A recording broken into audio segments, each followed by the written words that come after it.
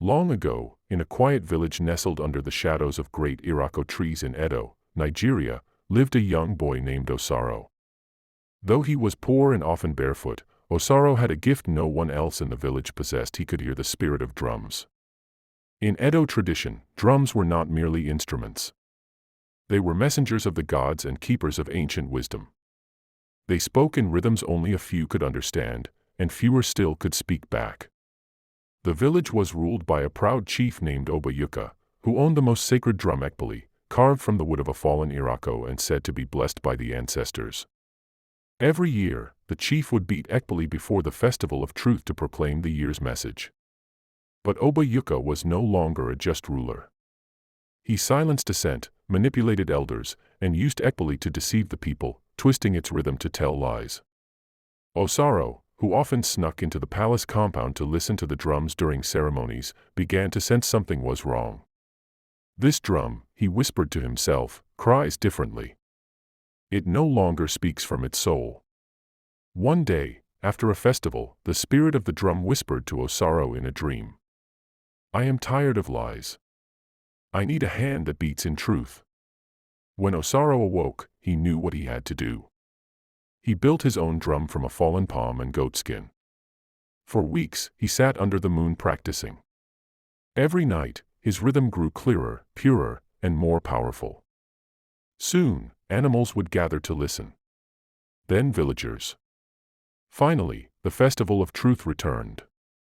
At the center of the village square, the chief stood tall, surrounded by elders. He lifted Ekpili and declared, "This year, the gods have blessed only me with wisdom.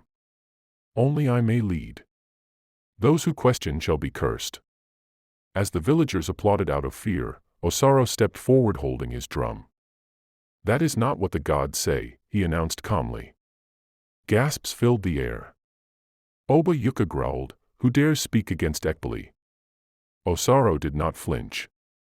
"Let the drum speak, not your lips, my chief. Let us both beat, and let the people listen." The chief laughed. "Very well, let the spirits choose." Obayuka struck first loud, commanding, but his rhythm was angry and broken. His drum thundered like a threat. But those who listened closely felt its emptiness. Then Osaro closed his eyes and beat gently. Dub dub, dub, dub dub dub. His rhythm was soft but powerful. It told of the villagers' suffering. It echoed the pain of silenced mothers, the tears of hungry children, and the wisdom of forgotten ancestors. The drum sang of honesty, love, and courage. The crowd fell silent. Some wept. Even the chief's elders bowed their heads. When Osaro finished, the spirit of Ekpili let out a sudden crack. A split ran through its face. The sacred drum had broken. Obayuka's staff fell to the ground. The oldest elder stood and declared, "The spirit of the drum has chosen.